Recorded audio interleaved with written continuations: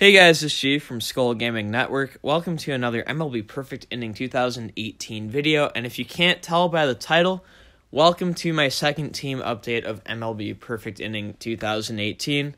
Now certainly, this team carried over from MLB Perfect Inning Live, but between the first team update and this team update, I've got 5 new players to show you guys. 2 of them I got just last night, so even if you might have seen a couple of them in other videos, I can guarantee that 2 of these players are truly brand new to the team. I guess we'll start off mentioning most of my team, besides Bartolo Colon and I believe a couple bench bats and maybe one other player, are all +4s or higher. Some of them +5s. I might even have Bastardo at a +6. The first new player, Mike Minor. I got him last night, added him to the bullpen. He replaced Tony Barnett. I wanted to go from 4 righties and 2 lefties to 3 righties, 3 lefties. He also does have the knuckle curve. Now, I know the knuckle curve is kind of a cheesy pitch.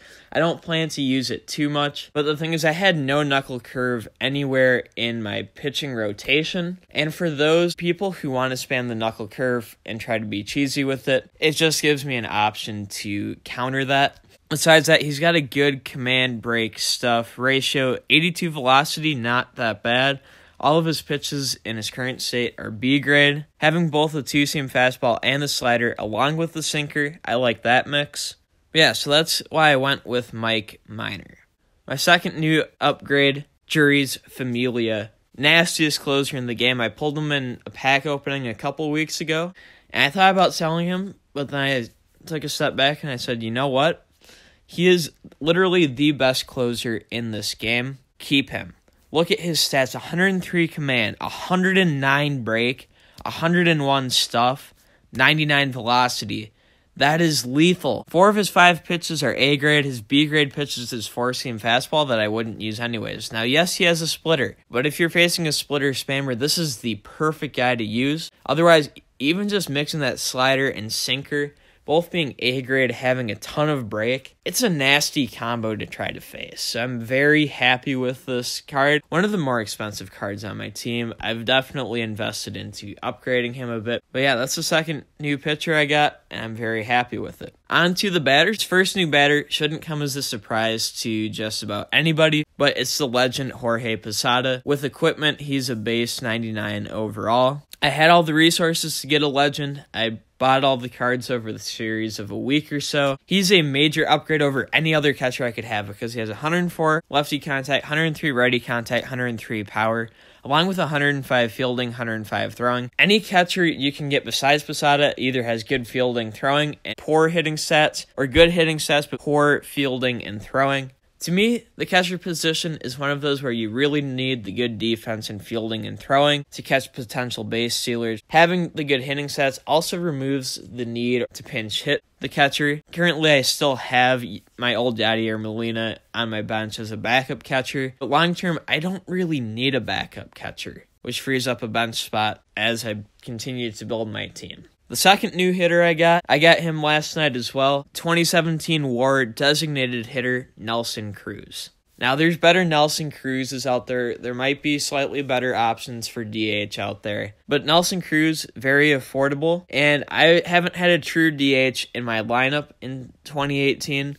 So there's a lot of season achievements for best DH that I still have to get. 100 contacts against lefties, 104 against righties, and 105 power is still very good hitting stats, in my opinion. Definitely an upgrade from Altuve, who had contact stats that might have been slightly higher, but his power was in the upper 70s. So it sacrificed a very tiny amount of contact for a lot more power. Getting those DH awards will get me free packs, free players, so the investment will return on itself. I know a couple of people suggested Josh Donaldson cards, but seeing where I have Nolan Arenado and Donaldson would have either been a bench guy or a DH, I wasn't as satisfied with the Donaldson stats as I was with the Cruz stats when I was looking at things. And the third and final new batter and the fifth and final new player is the 2012 WAR Ryan Braun, left fielder. Shout out goes to DeBluzzi from the line chat. When I was looking for this 2012 WAR Ryan Braun, there weren't any on the market. So I sent out a message saying, hey, if anybody has this guy, I'll pay max price, whatever else you might want. He said, hey, I have it. I'll give it to you for the minimum. Didn't ask for anything at the time. Certainly, if he ever wants anything I have, I'll hook the guy up. Very nice stats. 100 contact against lefties, 102 against righties, 102 power, along with 101 fielding, 94 throwing. When I was looking at left fielders, I wanted someone with a reasonably good throwing arm, along with really good hitting stats. Braun checked all the boxes, so that's why I added him to left field. As we look at how that affects my bench, Martin Prado on my bench, he can play left field in all 4 infield spots if he needs to. Altuve is now full-time bench. D. Gordon has been removed from the team. So going forward, a couple changes I'll be looking to make to my team between now and the next roster update. Number 1, Byron Buxton in center field. He has better defense than Mike Trout. That's why he's there, but his hitting is not quite as good. What I'm thinking for center field is I might go for the legend Jim Edmonds. I'm thinking of 1 or 2 other legends as well, so before I say, hey, I'm going for the legend Jim Edmonds, I'll talk about those other legends I might go for so you guys can give your input. At pitcher, I'm pretty happy with my starters, but I'm thinking about possibly getting Mickey Lolich as a new starting pitcher. He'd be a lefty, and I'd either replace David Price or Masahiro Tanaka. Besides the starters, I do want to upgrade my bullpen. Hector Neris, he was really good for a while. Outside of the splitter, he doesn't really have much for good pitches. And where the splitter's decidedly OP, I don't need that many pitchers with splitters on the team. Same thing goes for Antonio Bastardo, even though I've upgraded him to a +6. I'm heading over to the market quickly to show who I'm thinking of to replace those guys. For a right-handed reliever, I would replace Hector Neris with 2017 FIP Joe Kelly.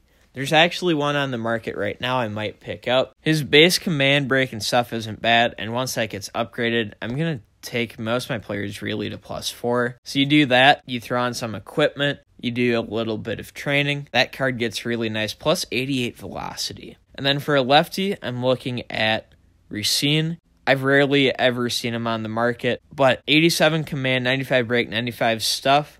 Going back to my stats guide, having that lower command will give the variability, and huge break and huge stuff ratings are going to be massive. I think those 2 would really be good. I also have Manis as another possible option for a right-handed reliever. I think I'd prefer the 2-seam fastball going with the slider than the cutter going with the slider.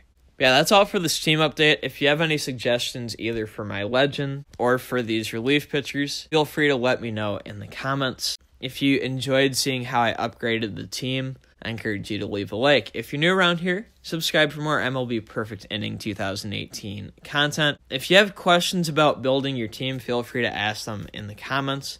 What I will recommend is, be ready to either on Twitter, Instagram, Discord, or Google Hangouts, DM me pictures of your team. Otherwise, I will be redoing my friends list today too, so if you can add me as a friend, that might be an option as well. But just so I can scout your team and see who all you're dealing with, I can look at your team and say, okay, like you maybe have a solid bullpen, 7 of your batters are solid, 3 of your starters are solid. You maybe want to get 2 new bats first and then 2 new starting pitchers after that. That's just an example. But seeing your team, I'll be able to give you that advice, whereas not knowing what you have on your actual team, I won't be able to advise you nearly as well. But yeah, that's all for this video, guys. I'm G from Skull Gaming Network. Thank you so much for watching, and until next time. And as always, peace out.